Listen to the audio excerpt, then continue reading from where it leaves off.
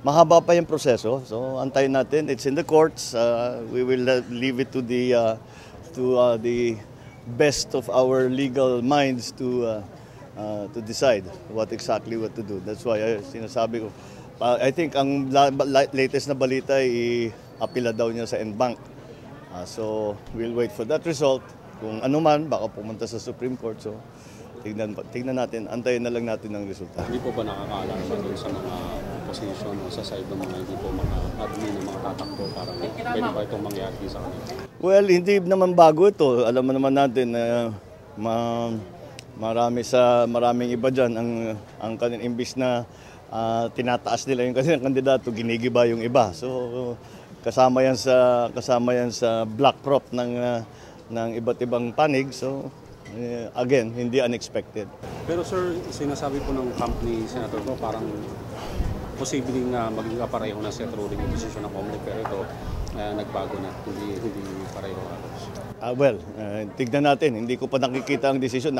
Alam ko lang na may desisyon. Hindi ko pa nakita yung komentaryo ng mga commissioner na umupo. Pero unanimous daw, no? 3-0. Oh, so gusto ko lang muna sana mabasa. Besides, again, as I said, nasa korte ngayon. So antayin natin ang maging resulta diyan. Matagal pa yan, palagay ko. Matagal pa yan. Baka nga hindi umabot sa eleksyon. Sir, brotherly advice to Senator po. May payo po ba kayo sa kanya? Keep going. Huwag kang hihinaan ng loob. Just know that when you're doing the right thing, that you will in the end succeed. Anong favorite niyo food? My favorite food? Give me 2 or 3. Ay, nako. Unfortunately, puro pampabata. Mga longganisa, mga bagnet, yan, mga dinardaraan.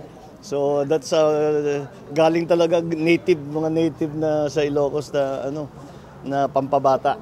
Sir, mahilig ka magluto, hindi naman po yan. Lingid po sa marami yun na mahilig ka magluto. Ano naman po if ever, sir, mamimili ka ng isang putahe na could best describe you? What would it be? Best describe me? Light note naman to, sir. Best describe me? And why?